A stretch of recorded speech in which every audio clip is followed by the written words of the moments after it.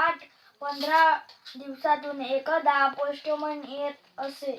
Postman आला की अक्षरशः इथं झुंबड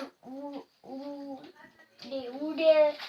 सगळी बेटिलियन त्याच्यावर आला. बेटिलियन तुटून पडे.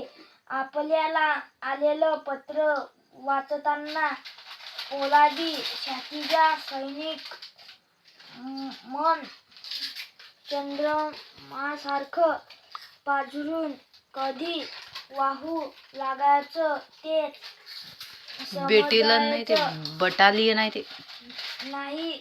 एकमेकांच्या पाठीवर आधाराची थाप पडायची आणि गावाकडच्या आठवणी उजाळा देत पुन्हा नव्या जोशात आम्ही कामावर खडे वहायचो. बायकोनं पाठवलेलं आंतरदेशीय पत्र घेऊन मी बंकरकडे वळलो. पत्र तिच्या आसवाच्या सुकलेल्या डागांशिवाय काही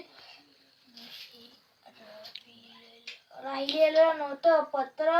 पत्रात काही लिहिलेलं नसलं तरी ते बोलकं पत्र बराच वेळ मी वाचत सुटलो.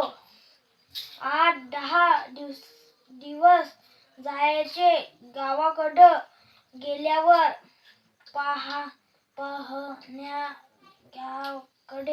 पाहुण्याकडे जाणं येणं आलं. त्यातच बहिणीचे रक्षाबंधन. भावी त्याच्या गावी जाऊन साजरी करणं हे सकल करतात. परतीच्या दिवशी कधी उगाच हेच परतीचा दिवस आहे ते. मी पाहिलं बी नाही तरी सांगते. उगाच नाही.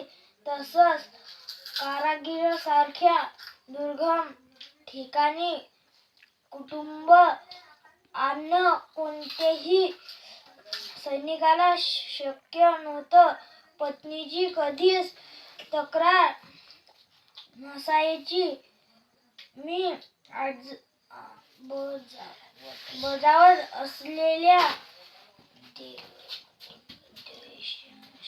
देशाशिवायची